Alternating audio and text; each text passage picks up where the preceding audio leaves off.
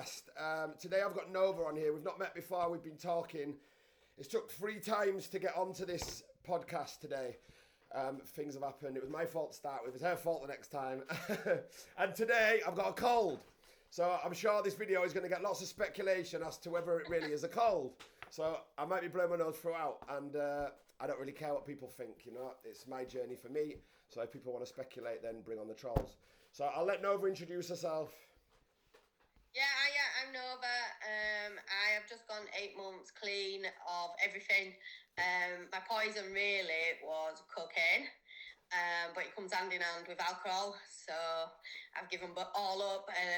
So yeah, and it's the best thing I've ever done, I'll be honest. It took me some time really to admit that I had an addiction. I thought it were all fun and games to begin with, until it really took everything away from me. So let's take it straight back now. So what I tend to do with people is get people to give a bit of a background of the childhood growing up, where like the first things you experimented in was, if you felt like there was a ladder effect, you know, like for example, like with me, I was nicking my dad's cigarettes. Then my dad had a little mini bar in the house. I used to sample some of his alcohol. And then before I know it, I was smoking weed at school. I was taking ecstasy pills and speed by the age of 11. And before I knew it, I was a flat out fucking druggie.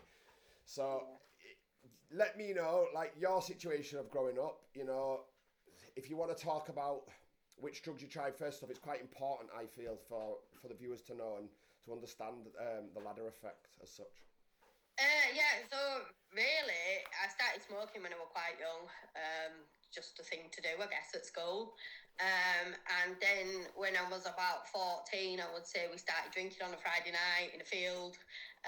Save up your dinner money. Yeah, save up your dinner money, get a cheap pack of fags and some cider or Lamborghini. And it just, like I said, it wasn't necessarily a problem then. But then obviously as you get older, when I was about 14, 15, I started hanging around with a group of older lads. Yeah. Could get my hands on out then, really. So I started clubbing about 15, taking pills. Used to think that were ace. And then I always said I'd never touch cocaine. And then when I was 19, I had a really terrible year and started going out with someone who supplied cocaine. And it started from there, really. And it just gradually built up. A few life things like death, abusive relationships and things I've added to that. So when you say that, you mean like obviously you've used coke to cope with situations? Yeah. It were all fun and games, like I say, initially. But then I found that it had numbed stuff out. And then the more that I was using, the more chaos came with that. And then I would use to sort of numb that out and all the guilt and the shame and all that comes with it. But you know, like you say, like you used to use it to numb stuff out, but like in reality, once that feeling of the coke feeling had gone, the problem was still there, wasn't it, when you come back? Well, it'd come back tenfold. Yeah, exactly. Yeah. And this is the problem we have. And like I'm a hypocrite because this is exactly the same as what I do, and it was only just short 90 days ago that I did the same when Archie was kidnapped, and I was fucking nearly 15 months clean, and even with all my knowledge and all my expertise inside this thing, I still used it. I knew what I was doing, and I thought, fuck it, and I just thought I'd cloud it all out. And when I came back within 5 days, my fucking god, it was like a bus had hit me. But there's a lot to be said for these decisions we make, and I think that it's really important that people understand that there's so many ways out there that we can deal with situations, you know what I mean? And I think a lot of it, I think you'll probably agree, is turning to the right people, and because a lot of people that we classify as our friends are maybe not really our friends, you know what I mean? Like a friend is not somebody that asks you to come to the pub when you're feeling shit, or do you want a pint, or come round to mine, and you know exactly where that's going to take you, do you know what I mean? Because that's not dealing with the issue, is it? It's momentarily blocking it out. And it's a strong thing I always say to people is to watch friendship circles. Do you agree? Massively. I think I won't even class them as friends. I'd say they were old associates. Yeah. You seem to attract what you are doing at that time. You do. And you're all just in it together, and you're all just masking your lives, really, and hiding from summer. Yeah, just blagging it, innit? Yeah, absolutely. And and I find in that world, everybody is a backstabber. Yeah. Nobody trusts each other. No. It's not a nice world to live in. It's not, is it? And I think a lot of it is as well, like, the drugs are so fucking expensive, you know, and everybody's out for their fucking self to feed their own fucking habit. It's like, I remember some of my moments, and I was always able to make my money. I was always, and you know, I used to have all these leeches around me, but I used to like, I could buy 3 at once and then put one in my pocket, and I was hiding it from my own fucking mates, as so to say, and then sniffing that before I'd even come in. And you know, and I just think, well, why was I doing that? It was my money, but you know, coke's one of them fucking drugs. It's so expensive, but it's the most shared thing in the fucking world. It makes you so greedy as well. And it was never enough. I could never have enough, me.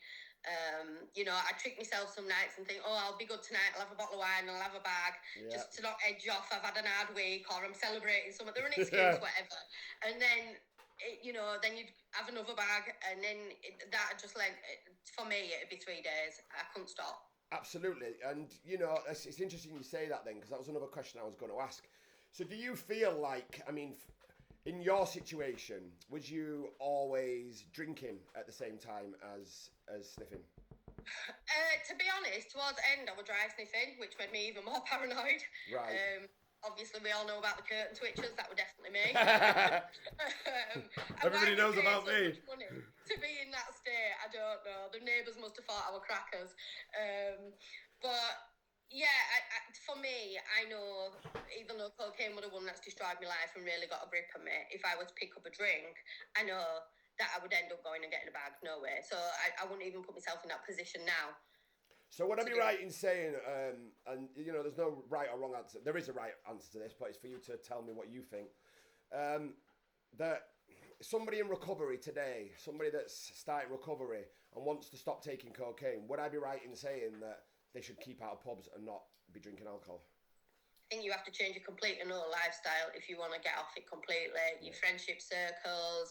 I mean, I've relocated completely away from all that because I just know it's so easy to get dragged back into it. And I think, staying out of that environment, staying away from the people that are going to put you in it, knowing your triggers is important as well. I think knowing what you're masking is massively important. That's true. That's true. Yeah. And I know most certainly in my situation, I mean, I was always taking drugs. I was taking drugs since I was 11. I started it to be cool, you know, like I've already explained the ladder, how it came up from weed and got stronger and stronger and stronger. I mean, I was 11 years old, you know, taking pills and on speed, and I think it's quite young, you know, my brain wasn't even developing properly. And I went on, you know, to experiment in so many drugs. By the time I was 16, I'd fucking had enough. And I started going into recovery at 16. I remember using the gym at 16, but you know, my parents, I mean, my dad wasn't really very wise to it. He was quite strict, but I remember my mum going on the laptop and research is like 50 grand to go into a fucking rehab and just burst into tears because she didn't have that kind of money. And she's like, how was she going to help me? You know, and I did, like I said, I did find the gym and I was always able to get a few days clean, but it was just the thing to do back then. And I suppose, going back to what you just said then, is take yourself away from situations. Now I went on to do that. Like I live in Bristol. I'm obviously a Leeds lad, and I've lived in 5 different fucking cities, and I've kept running away from the problem all my fucking life. Yeah. You know, I've been all the way up to Newcastle. I've lived in Birmingham. I've been all the way down south. You know, and now I'm in Bristol, and everywhere I went, I managed to find the fucking coke. You know, if an addict's that way inclined and wants to get high, they will fucking find it. Do you know what I mean? It's like, well, I've done it where I've had weekends away. We'd go away to escape another weekend of being on the drugs. Yeah. And yet we'd go somewhere and we'd be able to find it and we'd end up ruining the whole weekend. Yeah, even though we tried to escape that, it'd come with us, or, you know, you can get it wherever you want, but it depends how much you really want to beat it. I mean, you have to get to a point where enough is enough, and until you get to that point, you ain't gonna do it. So you kind of, for me, and I don't know if you agree with this, I started looking in the mirror thinking I fucking hate myself. Like I was literally crying looking in the mirror thinking this is not who I am. You know, I can do better than this. Like I was from a very good family, do you know what I mean? Family of professionals, and I was literally just that fucking black sheep, man. Police coming through the door, fucking literally raids all the fucking time on my house for this, for that. Even had all my parents' fucking electrical items seized at times because fucking there was burglaries that had gone on in Leeds, and you know, it was fucking horrific. Me hiding in the loft all the time. My dad used to fucking grass me up, actually. Tell him I was up there, the little prick. God bless him, man. But I suppose he wanted me just to get help as well, you know. And I remember actually as well, like fucking getting arrested all the time and being in the police station, had a fight. He's like, "Did you win?" I was like, "Yeah." And then they bring my property out, and there were cigs, and he used to fucking whack me around the fucking head. So you know, they tried, but I think back then, you know, there was such little knowledge growing up that you know it's not like today, is it? No, I think, you know, I've got to a point, like I say, you think enough is enough nearly every week, don't you? And you're like, this is last one now, and you promise stuff, and you genuinely believe in your own head. Yeah, you do. That is going to be it. Yeah. And then, you know, something happens, and you'll do session all weekend, have a good blowout, and then you're like, right. And then you'll feel like crap for beginning of week, and then come the Friday again, for me, because I were a binger, you see, I wouldn't necessarily do it every day, but weekends, that were me gone. Right, okay. So, yeah, and then come the weekend again, something would happen, or I'd make some excuse to be able to have another last one. Yeah. And I've had periods where I'd do a couple a week, maybe, where I'd be all right and think, right, I've got this now. Yeah. But I won't change anything else around me. The people, the environment, anything. So I would just stay in that same circle, and we're never going to change that way. And this is why I always say to people, stop repeating the same behaviour and challenge your behaviour, because as soon as you challenge your behaviour and change your ways, swap old bad habits with new healthy habits, things become, you know, quite apparent to you that, wow, I can actually do this. And I know you've worked a program, which we'll talk about soon, but you know, it's one day at a time, innit? And if you can get a day clean, you can stay a life clean as far as I'm concerned, because all I do every day, and I don't know about yourself, I'm going to ask you about that in a minute, but all I do every day is I just, from the first day I went to recovery, I do the same today as I did on the fucking first day, if not more today, because I know it works. You know, there's that saying, what we say inside the meetings, it works if you work it. So, you know, we're fucking working it. There is different programs out there for different people. Like I did try a couple of CAs, AAs, back in Leeds, and they just weren't for me. No, just weren't for me at all. And there's nothing against the program. It works great for some people, but it didn't work for me. And I kept living in this vicious circle where I just couldn't get out of it. I wanted to desperately, but as I said, kept kidding myself. Yeah. But I was changing nothing around me. Yeah. So yeah, you know what, you have to find what works for you. Why did you feel like the meetings didn't work as such?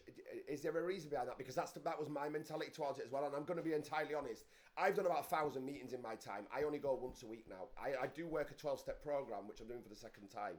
But I'm a bit like you. I'm on the fence. Like I don't religiously rely on it.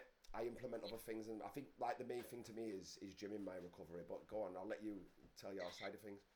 I didn't like the 12-step program personally. Right.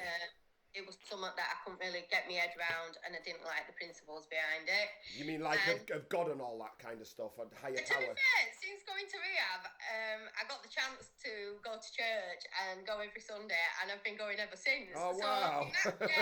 So that's changed a lot. Look at all you Bible basher. I know, but as I say, whatever works for you. But no, I think I also found that when I went to it were very man heavy, and I found what can I say? A lot of them would go straight to the pub and stuff after, and I just thought, what's the point in this? Just to obviously challenge that a bit, that there is for the viewers, there is like, you know, people should go and try it, you know, just because it hasn't worked for someone doesn't mean it won't work for somebody else. You know, I know so many people that are religious to the program and that have saved their lives over the program and will continue to save their life through the program. I've got a guy at the moment that's in rehab himself, and he's one of my very good friends, you know, and he was going to the meetings a lot and he just kept falling back. So, you know, I can see it from both sides. It's something I just keep there on a weekly basis. I drop in once, you know, and I know some people who love it, and some people will go to some groups and say that they're rubbish ones, and I think there's different atmospheres in different groups. There so is. I think don't knock it at all. Yeah, you know, find something that works for you, but there is different ways to recover out there apart from me. Yeah, there is. So I'm going to just dig a bit more into now, like sort of like your lifestyle, how things were for you whilst you was an active user. Like, you don't have to go into the gory details, but I would like it maybe if you could, you know, as much as you're comfortable about. For example, I'll give you an example with me. So, you know, my worst situation for me, I found, was when my dad died, you know, and I turned to drugs on a massive scale. I was taking an 8 for day, 3.5 grams a day. I was robbing from everyone and anyone around me, you know. My habit was costing me, back then, an 8 for day was £100, you know. It was fucking crap. It was But it was getting me through every day, and I was masking the symptoms of my dad's death. Now, I remember that as a pinnacle point in my drug-taking career as such, which sent me on a fucking downward spiral, you know, and some ways I didn't think I'd ever pull myself back from. What was I going to talk to you? It went on to attempted suicide, self-harming, been in and out of rehabs, institutions, been sectioned, not rehabs, I don't know why I said that. Loads of fucking prison sentences, in and out of police stations. You know, and this is all just because I wasn't dealing with a situation of my dad's death. I wasn't, you know, facing it in the right way. Now, whilst this was happening, I went on to have a child, Archie, who unfortunately I didn't get on with his mother, and I left his mother when he was about 1 year old. Now, she stopped me seeing him for nearly 2 years. Within these 2 years, my life went completely out of control. I was taking police chases, catching prison sentences. Actually, I was fighting to see him. And the first court appearance, I was bundled into a sweatbox coming from Bristol whilst serving a prison sentence on remand, where I got took to Bournemouth court, and I come up into the court not having a clue what I'd done, shitting myself, thinking, fucking hell, what have I done now? And I was, you know, ball and chain attached to 2 fucking screws, and I was appearing for his fucking first fucking custody battle, and I fucking shit myself. I've come up, and the judge was there, and it was a family court situation. Now, this, to me, was a point in my, you know, in my recovery, because I was in jail, so I was fucking already clean. I was already fucking thinking about consequences, why I was doing things. You know, I'm taking police chases when I'm fucking drunk, when I'm off my fucking head. I've got people in the car, I'm risking their lives, I'm risking the public's life.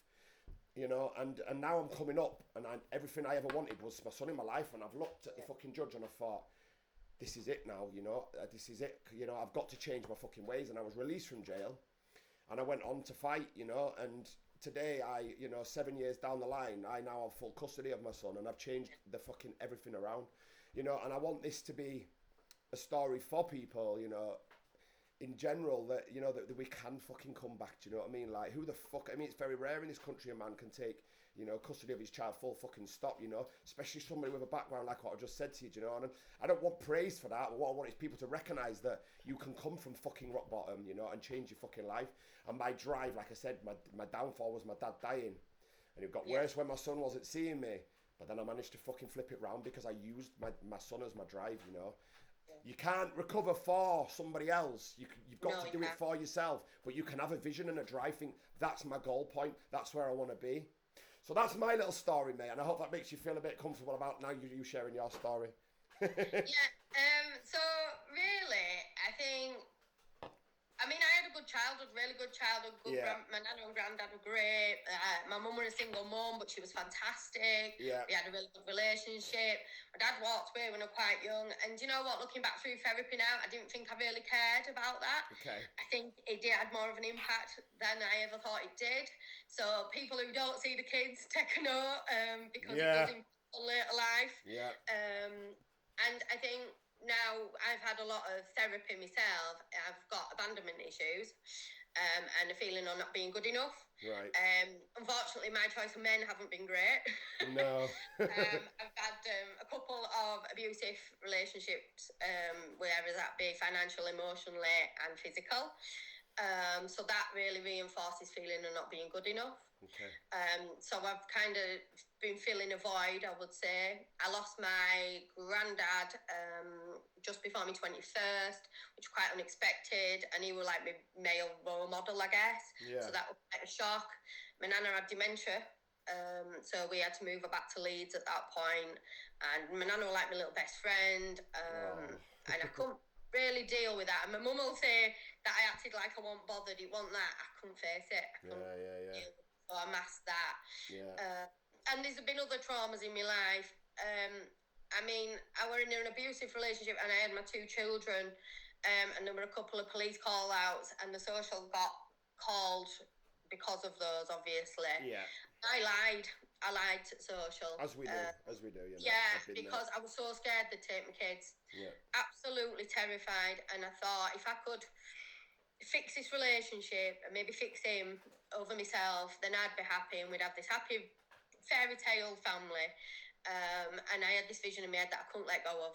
I just couldn't let go of it. And so I lied to social about that we were splitting up and so forth, and then something else had happened, and then they'd be called again, and people were warning me, and I was spiralling at this point. He was an addict as well, so we just enabled each other in this really toxic environment. But everyone was telling me, and I couldn't see it. I was like, no, I'm saving my family, you know, it'll be right, we'll be fine, it'll get sorted. And then there were an incident one night, which I you know, it's disgusting to even really have to say it, but we had been on it, so to speak, and something happened. I won't have to go into the details, but the police came and basically I put a statement in, and that partner got remanded. And then the police told me my kids would come home the next day, and they never did. And that was 2 years ago, 2.5 years ago now.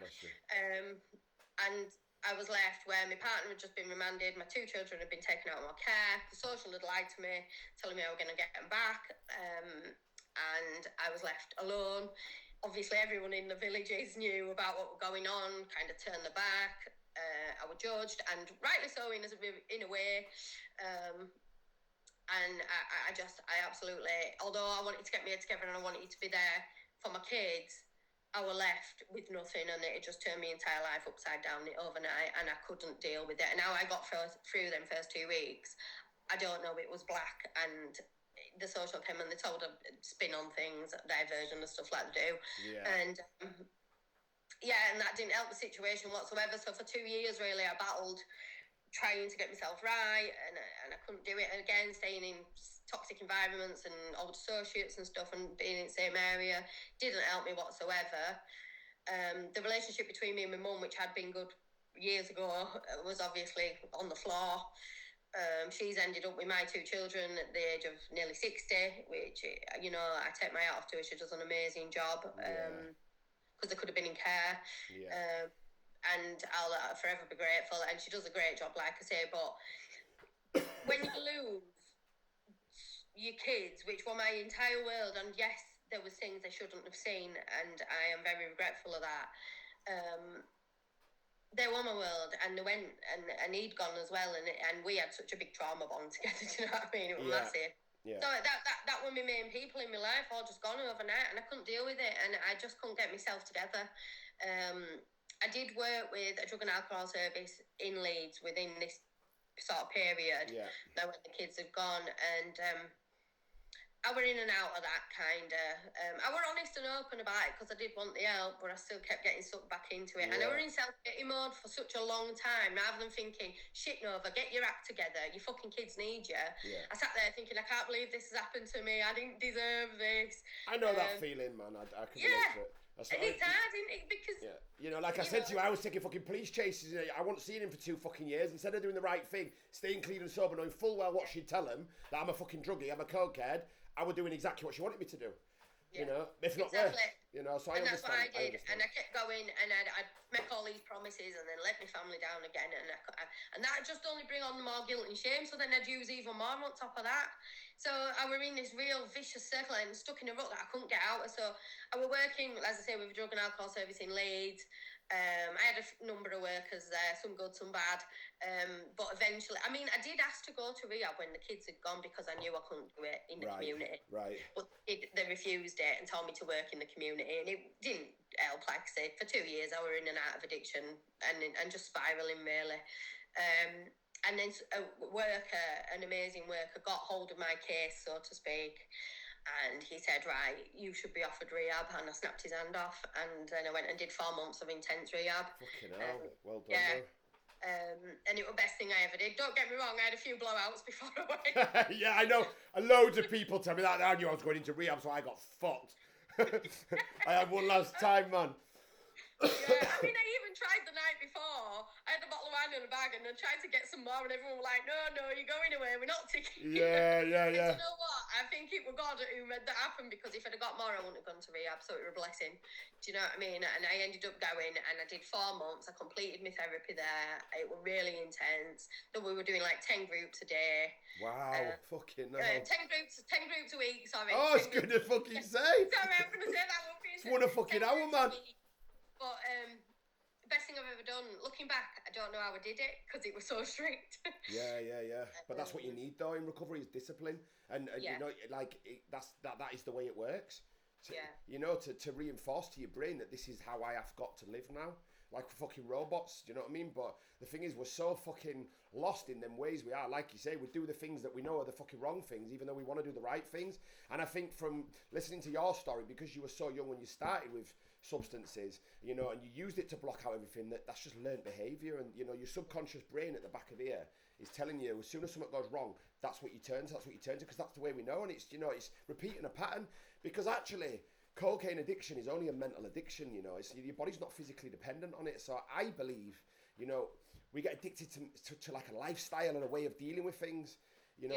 Yeah. And, you know, it's not the right way, is it? You know, like your story, like my story, like I should have had probably custody of my son fucking 2 years earlier.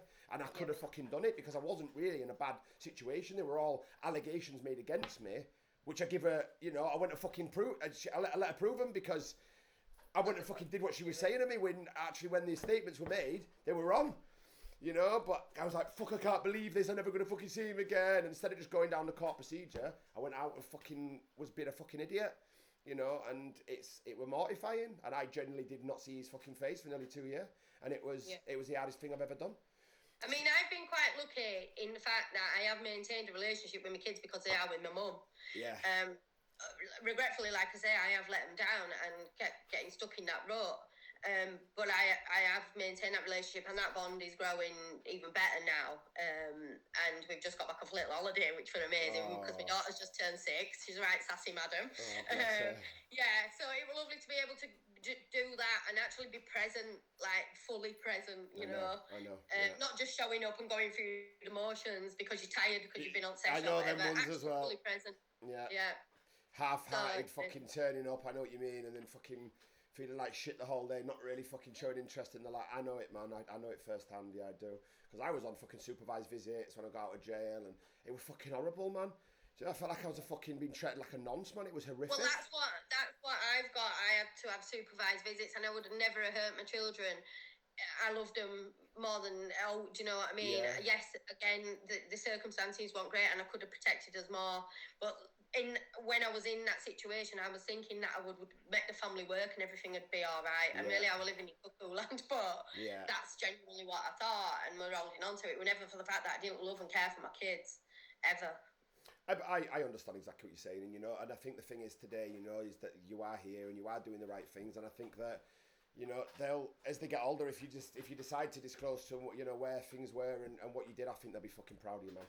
I know my son understands it today, like he's going on 10 I'm now. going to tell my kids, I will definitely be honest. I mean, they're a bit young at the minute to go into details. It's hard when I've got to come away from the visits because they cry, obviously, and it breaks me out every time. It never gets any easier. No. But I am consistent with my visits now, which is massive, so they know I'm going. Like I say, I'm fully present when I'm there, and I am working towards getting them back. And my mum and mine and my mum's relationship now, the trust building there, which is huge because really it's her say so as to when kids can come back because she has an SGO in place. So yeah, we could maybe settle that out of court. So I'd like to, once I get to a year clean, start going for my unsupervised visits. And then sort of build it from there. So things are falling into place nicely. I mean, you know, you think like 8 months, it really is. It's kind of, it's not a long time, but it is. It fucking well is. It is. Fucking well is. In the fact that how many things have happened to me in this amazing thing. Yeah.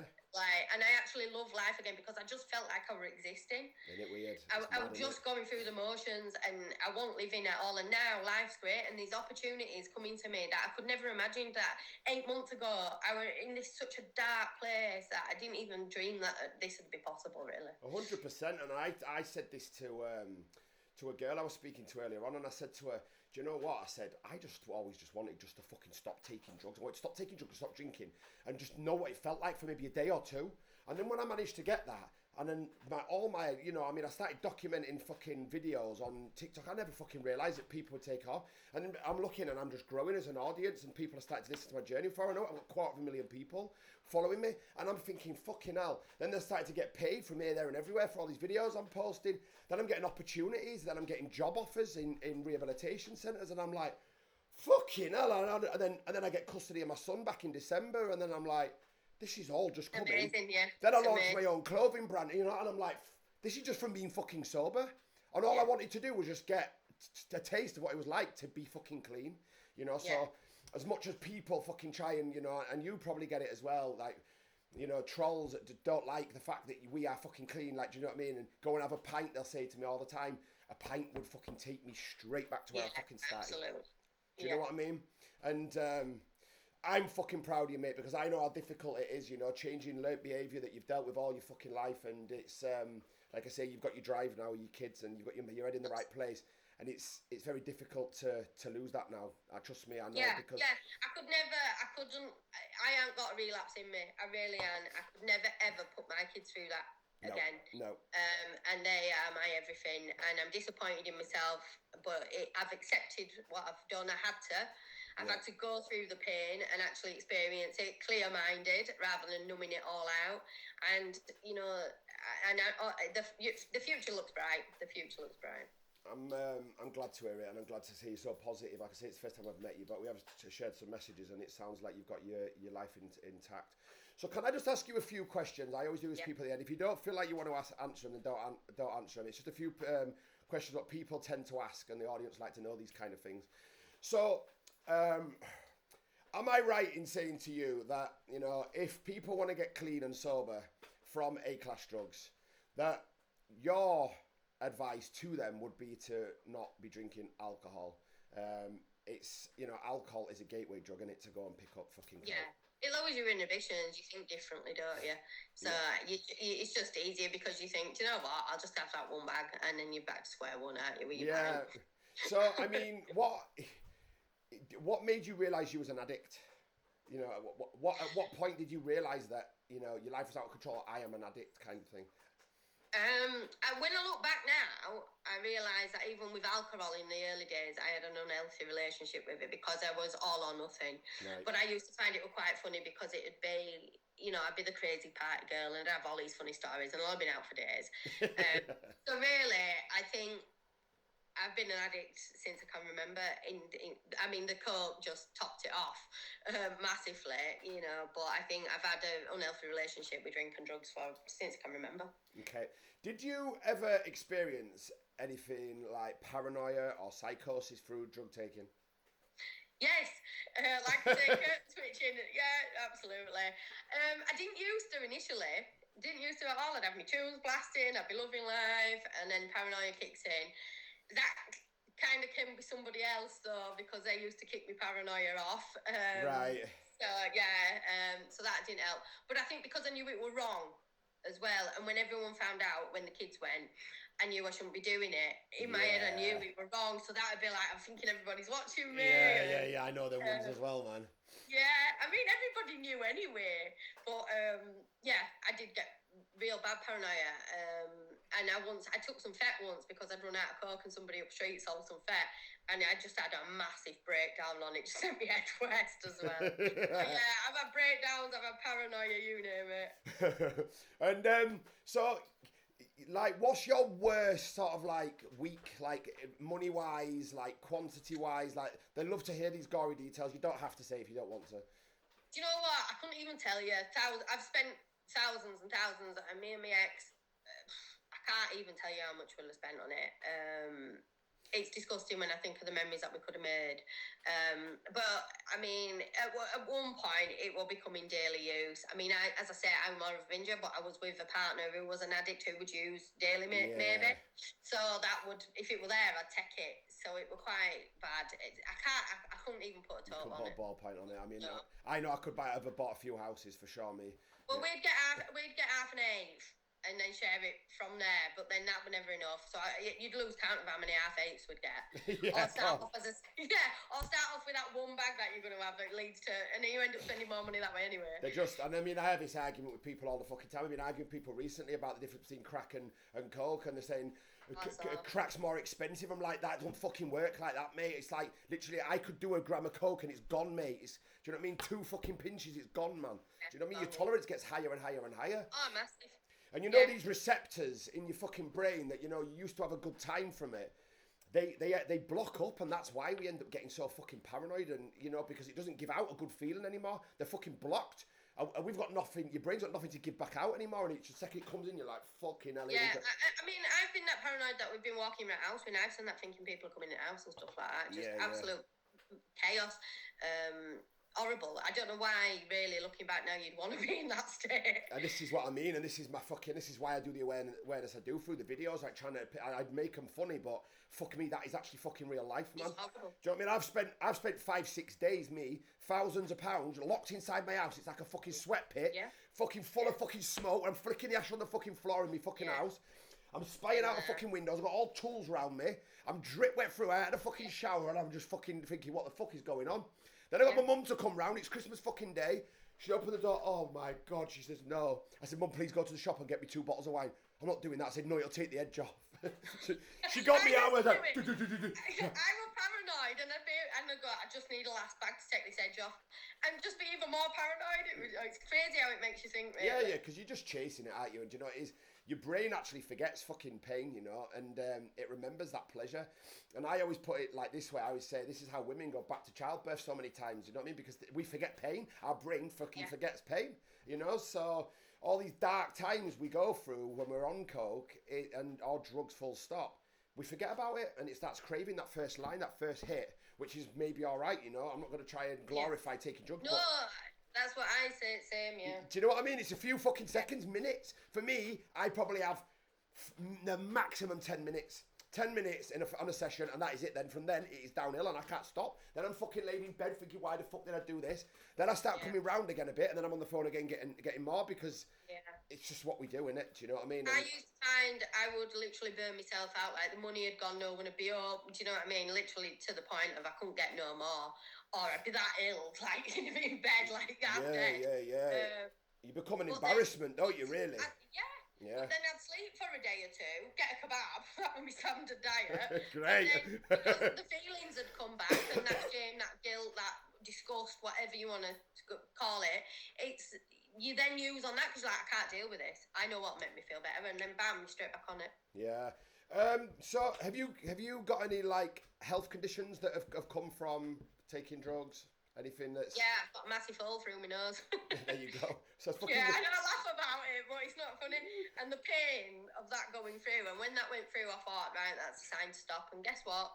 I didn't. No. I mean, I fucking can relate to stuff. I ain't got holes in my nose, but I've had 2 fucking heart attacks, and fucking, I've been sectioned. The second I got out the secure unit, I'm straight on it again. I remember the police coming for me one day. I've just tried to fucking, with my neck, and they've come for me. They've cut me down. I've run off in my boxes. I've got an Albanian waiting halfway up the fucking street. He's fucking thinking, what the fuck is going on here? I've got half a go like that. The police chasing me up the fucking road. They've got me, put me in cuffs, put me back in the secure unit. I'm like, what the fuck is my life coming to, man? Yeah, it's bad. I mean, I suffer with anxiety and depression. But I think some of that comes with the drug taking as well. I think mental health and drugs come hand in hand, unfortunately. And the mental health can kick the drugs off, and the drugs can kick the mental health off. It's a fine line. Yeah, and I always say this to people as well, like when they're fucking proper psychotic and paranoid, I was like, imagine what it'd be like just to fucking stay like that forever. And there was a lot of people that do, you know, schizophrenia and stuff, you know, it stays with people, and these drugs are causing serious fucking mental health problems. I know a lot of people from rehab now, you know, we're in recovery or whatever, but there's a lot with a lot of health conditions and mental health problems, and it's really sad. And what's the saddest part about addiction is it doesn't just impact us, does it? Impact us loved ones massively. 100%, yeah. And I spoke about that yesterday on one of my podcasts, but it's horrific, you know. The family, they're just effectively watching you commit suicide, man. With no fucking say in it, you know? Well, my mum ended up doing a bit of tough love, and I hated her for it at the time, because she was tough. Yeah. But looking back now, I understand it, because she had to pull herself away from me to protect herself. I know you liked my Facebook status earlier when I put a writ on there that my mum, obviously she told me a few months ago that she was having heart palpitations on a fucking night when she's trying to go to fucking sleep. You know, thinking that I was not going to make it through to the next morning, and every time I fucking did, I was like fucking... Well, my mum lived near me, and she said every time an ambulance went by, she was thinking it'd be coming up for me, Dad. Can you imagine? And what a way to... Because I couldn't think of my daughter, you know, or my son like that. Can you imagine, do you know what I mean? Like, we're parents, can you imagine our kids and having to go to sleep every night just fucking feared like that? It's horrific, innit? And this is why I do what I do, because I genuinely believe we can make a dent, you know, together as addicts, older addicts, you know, as our generations, that we can get together and we can take out and, you know, make these fucking younger people see sense. And if we can't, then they're gonna have to make the mistakes themselves. But it's not fucking how it looks, is it? There's a fucking very dark side to how this stuff starts off. It's fun for a very small time. Yeah, and then it gets a grip. And then when you start, like I said, I'd stay up for 3 days, and then when you're spending every single penny on it, you're losing jobs, people are walking away from you, you're selling stuff to get more drugs. Yeah. Stuff you do to get your drugs, the lying and the manipulation that comes with it is disgusting. You change, like, I've got good morals, you know what I mean? And I went against everything I believed in. Everything. Listen, I remember, right, I lived in Seacroft in Leeds, and I remember, walking, there's a cash converters on Roundy Road. I remember walking from there with my fucking TV under my arm. I was sweating like fuck through summer, took it in there, got the money. I was with a girl back then. She's going to fucking see this, I think, you lying little prick. And she come that night to come over, we'd been out for a couple of drinks. She said, where the fuck's your TV? I said, oh, it went in for a repair. It fucking didn't. It never come back from the fucking repair. The repair went up my nostrils, man. It's bad, isn't it? Do you know, you start to feel like a scratter, like, because you are selling things. I used to crawl around on the floor looking for crumbs of coke when it come to end at sesh light, and I'd feel disgusting doing it. Yeah, and it's like, what have I become? Sniffing fluff off the floor and speckled bits of paint. Bit of bloody toast or something, toast crumbs. Oh, I've got a big bit and it's a bit of toast. Bit of washing powder up your nose. That's it. And I mean, we can make light of this now, but but this is serious, it's reality. And I argue with people again like this all the fucking time. They're like, you crackheads dirty, they walk around the fucking streets and do this and sell that. No, fucking cokeheads do too. And so do fucking alcoholics, and so the fucking... Any drug you can get addicted to. Alcohol is the main killer, to be fair. All of them are bad, and anything you can get addicted to is just as bad as one another. Yeah, I agree. I fully fucking agree. And on that note, that's something I was going to ask you next.